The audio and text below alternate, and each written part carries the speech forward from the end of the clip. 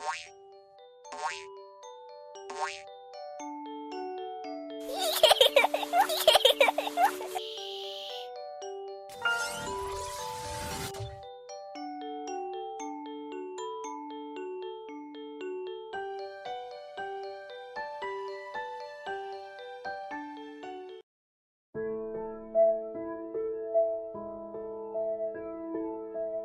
বছর বৃষ্টিতে ভালো করে ঠাকুর দেখা হলো না। তাতে কি হয়েছে? চল এবার আমরা জগদ্ধাত্রী ঠাকুর দেখতে যাব। জগদ্ধাত্রী তিনি কে মা? জগদ্ধাত্রী কথাটির অর্থ হলো জগৎকে ধারণ করেন যিনি। শুন তাহলে দেবীর আবির্ভাবের কাহিনী। একদা মহাহস্তিরূপী এক বলবান অসুর ছিল। তার নাম ছিল অরিন্দাসুর।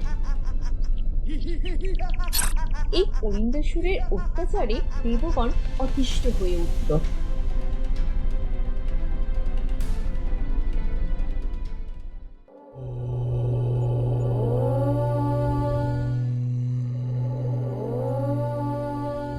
তখন তারা দেবী পার্বতীর নিকটে সাহায্য প্রার্থনা করলেন।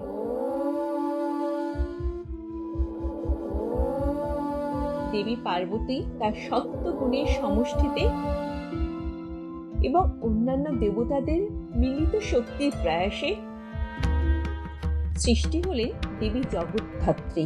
তিনি রক্ত বস্ত্র পরিহিতা, নবোদিত সূর্যের ন্যায় তার দ্যুতি, সিংহের কাঁধে অধিষ্ঠিত, সাপের পৈতা পরিহিত, 4টি হস্ত, যার বাম দিকের হস্তে আছে শঙ্খ ও ধনুক, আর অপর দিকের ডান হস্তে চক্র ও পঞ্চবাণ।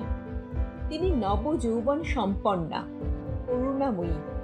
তিনি ঈষৎ হাস্যময়ী, স্বর্ণবর্ণা এবং বরদাত্রী।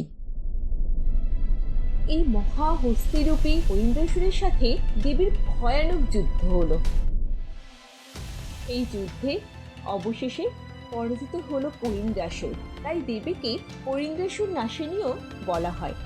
কার্তিক মাসের শুক্লা নবমীতে এই পরম ব্রহ্মের তত্ত্বজ্ঞানী দেবী জগদ্ধাত্রীর পূজা সম্পন্ন হয়। কোথাও কোথাও দুর্গাপূজার মতো সপ্তমী, অষ্টমী, নবমী পালন হলেও শুধুমাত্র নবমী তিথিতে এই দেবীর পূজার বিধান আছে। সেক্ষেত্রে প্রাতকালে সাত্ত্বিক পূজা, মধ্যাহ্নে রাজসিক আর সায়াহ্নে তামসিক পূজা সম্পন্ন হয়। তাই এই তিথিকে দুর্গা নবমীও বলা হয়।